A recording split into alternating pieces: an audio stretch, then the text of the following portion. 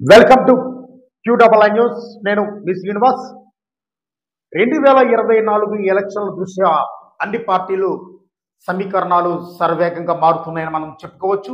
2024 ఎలక్షన్లో గెలిపే లక్ష్యంగా ఏ పార్టీకి ఆ పార్టీ తమ వ్యూహాలు ప్రతివ్యూహాలతో ముందుకు వెళ్తున్నట్టు సందర్భాలు అయితే మనకు స్పష్టంగా కనిపిస్తున్నాయి. ముఖ్యంగా చెప్పుకుంటే వైఎస్ఆర్ కాంగ్రెస్ పార్టీ విషయానికి వస్తే ఇటు ఎమ్మెల్యే పోటీ చేసిన అభ్యర్థులను ఎంపీ స్థానాలకి పరిమితం చేయడం, అలాగే ఎంపీగా పోటీ చేసిన వ్యక్తులని కొంతమందిని ఎమ్మెల్యే అభ్యర్థిగా పోటీ చేసి ఒక కొత్త ఆలోచనతో కొత్త విధానంతో ముందుకు వెళ్తున్నట్టు జగన్మోహన్ రెడ్డి గారు మనకు స్పష్టంగా ఈ ముందు ప్రకటించినటువంటి కొన్ని లిస్టులో మనకు క్లియర్గా కనిపించింది. దీనితో పాటు 2019 ఎలక్షన్లో ఏదైతే ముఖ్యంగా జగన్మోహన్ రెడ్డి గారి అలాగే రాజశేఖర రెడ్డి చరిష్మాతో గెలిచిన అభ్యర్థులు ఎక్కువ ఉన్నప్పటికీ, అలాగే ఈ 2024 ఎలక్షన్లోకి వచ్చినప్పటికీ అటు రాజశేఖర రెడ్డి చరిష్మా అలాగే జగన్మోహన్ రెడ్డి చరిష్మాతో పాటు ఈ 4.5 ఏళ్లలో ఆ యొక్క కాన్స్టిట్యున్సీలో కానీ ఆ యొక్క ఎమ్మెల్యే కాన్స్టిట్యున్సీలో కానీ ఎంపీ కాన్స్టిట్యున్సీలో కానీ వారు చూసిన పరిధిని బట్టి కూడా ఈ యొక్క ఎమ్మెల్యే ఎంపీ యొక్క ఖరారు చేస్తున్నట్లు కూడా మనకి ఖచ్చితంగా స్పష్టంగా మనకు ఏంటంటే జగన్మోహన్ రెడ్డి గారు ప్రకటించినటువంటి లిస్టు రూపంలో మనకు ప్రత్యక్షంగా కనబడుతుంది. దీంట్లో భాగంగానే ఆంధ్రప్రదేశ్లో ఉన్నటువంటి 25 ఎంపీ స్థానాల్లో గత 2019 ఎలక్షన్లో 22 ఎంపీ స్థానాలు వైఎస్ఆర్సీపీ పార్టీ కైవసం చేసుకుంటే 3 స్థానాలు మాత్రమే తెలుగుదేశం పార్టీ కైవసం చేసుకున్న దృష్ట్యా ఇప్పుడు కూడా మరలా కూడా ఈ 2024 ఎలక్షన్లో కూడా మళ్ళీ ఎలాగైనా ఎంపీ స్థానాలు కూడా మెజార్టీ స్థానాల్లో గెలుచుకోవాలనే ఉద్దేశంతో జగన్మోహన్ రెడ్డి గారు వ్యూహాలతో ముందుకు వెళ్తున్నట్లు మనకి ఈ ప్రకటించినటువంటి పేర్లు బట్టి ప్రకటించిన లిస్టు బట్టి మనకు స్పష్టంగా కనిపిస్తుంది. ఇక మనం వివరాల్లోకి వెళితే ఇప్పటికే కొన్ని రూపాల్లో కొన్ని పద్ధతుల్లో అనేక లిస్టులు ప్రకటించినప్పటికీ ఇక 5వ లిస్టుగా ఒక 10 మందితో కూడినటువంటి ఎంపీ లిస్టులను ప్రకటించే అవకాశం ఉన్నట్లు అయితే పూర్తిగా సమాచారం ఉంది. ఏదైతే ఈ విషయాన్ని చూసుకుంటే అనకాపల్లి పార్లమెంట్ విషయాన్ని చూసుకుంటే అనకాపల్లి పార్లమెంట్లో గత ఎంపీ బీసెట్టి కళా సత్యవతి గారు విజయం సాధిస్తే ఈరోజు బీసెట్టి కళా సత్యవతి గారిని కాదని పీల రవికుమారికి అవకాశం ఇచ్చినట్లు ఎక్కువగా ఈ యొక్క లిస్టు రూపంలో మనకు పూర్తిగా స్పష్టమవుతుంది. ఏదైతే ఈ యొక్క పీల రవికుమార్ వైపే జగన్మోహన్ రెడ్డి గారు పూర్తిగా మొక్కు చూపిస్తున్నట్లు ఆమెకే టికెట్ ఇచ్చేటట్టు అవకాశం ఉన్నట్టు కూడా మనకి స్పష్టంగా తెలుస్తుంది. అలాగే ఇక కాకినాడ విషయానికి వచ్చినప్పటికైతే కాకినాడ ప్రస్తుతం ఎంపీగా ఉన్నట్టు వంగ గీతను అసెంబ్లీకి పంపి అంటే ఎమ్మెల్యే అభ్యర్థిగా పోటీ చేయించి అదే కాకినాడ యొక్క ఎంపీ స్థానానికి చలమల శెట్టి సునీల్ దించే అవకాశం ఉన్నట్లు కూడా జగన్మోహన్ ఆలోచనలో ఉన్నట్లు కూడా ఈ యొక్క లిస్ట్ క్లియర్గా మనకు తెలియజేస్తుంది.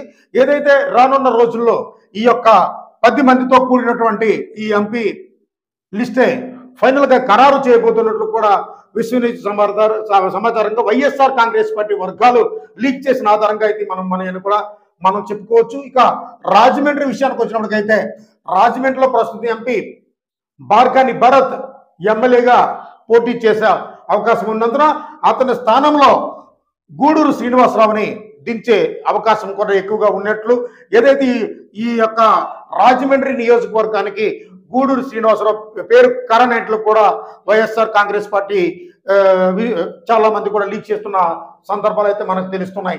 ఇక చూసుకుంటే మచిలీపట్నం విషయానికి వచ్చినట్టు మచిలీపట్నానికి ఎంపీ ప్రస్తుత ఎంపీగా ఉన్నటువంటి బాలశౌరి పార్టీ వీడే అవకాశం ఎక్కువగా ఉన్నందున అతని స్థానంలో పేరు నాని గారిని తీసుకొచ్చి పేరు నాని గారిని మచిలీపట్నం నుంచి ఎంపీ అభ్యర్థిగా పోటీ చేయించి ఏదైతే మచిలీపట్నం కాన్స్టిట్యున్సీకి అసెంబ్లీకి ఎమ్మెల్యేగా ఉన్న పేరు నాని స్థానంలో తమ కుమారుడైనటువంటి కిట్టు గారికి అవకాశం ఇదివరకు కల్పించిన సందర్భాలు అయితే మనం చూస్తాం. ఇక నరసరావుపేట విషయానికి వచ్చినప్పటికైతే నరసరావుపేటలో ప్రస్తుతం ఉన్నటువంటి ఎంపీ లావు శ్రీకృష్ణదేవరాయలు వైఎస్ఆర్సీపీకి రాజీనామా చేసిన దృష్ట్యా అతని స్థానంలో ఏదైతే ఎమ్మెల్యేగా మంత్రిగా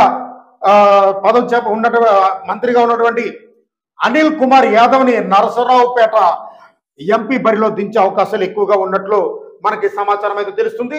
అలాగే ఒంగోలు విషయానికి వచ్చినప్పటికైతే ఒంగోలులో ప్రస్తుత ఎంపీ మాగంటి శ్రీనివాసరావులు ఇక్కడ పోటీ చేయడానికి, ఏదైతే ఒంగోలులో పోటీ చేయడానికి విముఖత చూపించకపోవడంతో, విముఖత చూపించడంతో ఇక్కడ అతని స్థానంలో చెవిరెడ్డి భాస్కర్ రెడ్డి గారిని దించే అవకాశాలు ఎక్కువగా ఉన్నట్లు జగన్మోహన్ రెడ్డి గారు ఈ యొక్క చెవిరెడ్డి భాస్కర్ రెడ్డి పేరును కూడా ఇప్పటికే ఫైనల్ చేసినట్లు కూడా వైఎస్ఆర్సీపీ వర్గాలు చెప్తున్నాయి.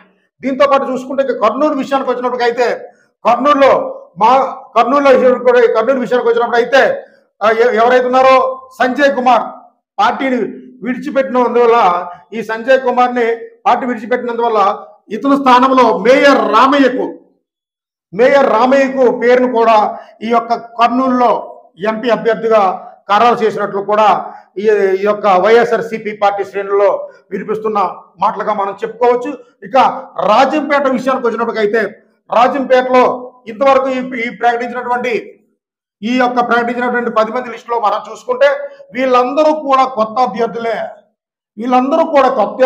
ప్రకటించి ఓన్లీ రాజంపేటలో మాత్రమే మిథున్ రెడ్డికి సిట్టింగ్ ఉన్నటువంటి ఎంపీకి అవకాశం వచ్చింది. అంటే వీళ్ళందరూ కూడా ఎంపీగా ఉన్న వాళ్ళందరూ కూడా కొత్త వాళ్ళని దించే యోచనలో జగన్మోహన్ రెడ్డి గారి లిస్ట్ అయితే మనకు క్లియర్గా మనకు కనిపిస్తుంది.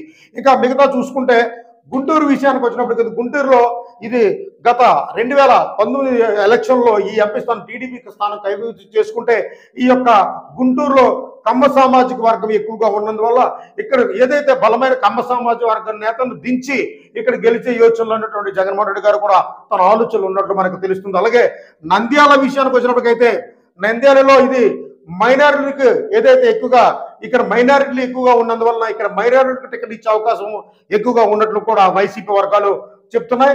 అయితే ఇప్పటికే ఈ యొక్క నంద్యాలలో ముస్లింకి చెందినటువంటి ముస్లిం కోటాకు ఈ యొక్క మైనారిటీల దృష్ట్యా ఈ నంద్యాల సీట్ ఆల్రెడీ జగన్మోహన్ రెడ్డి గారు కేటాయించినట్లు కూడా ఈ యొక్క ఈ లిస్ట్ పెట్టి మనకి క్లియర్గా అర్థమవుతుంది.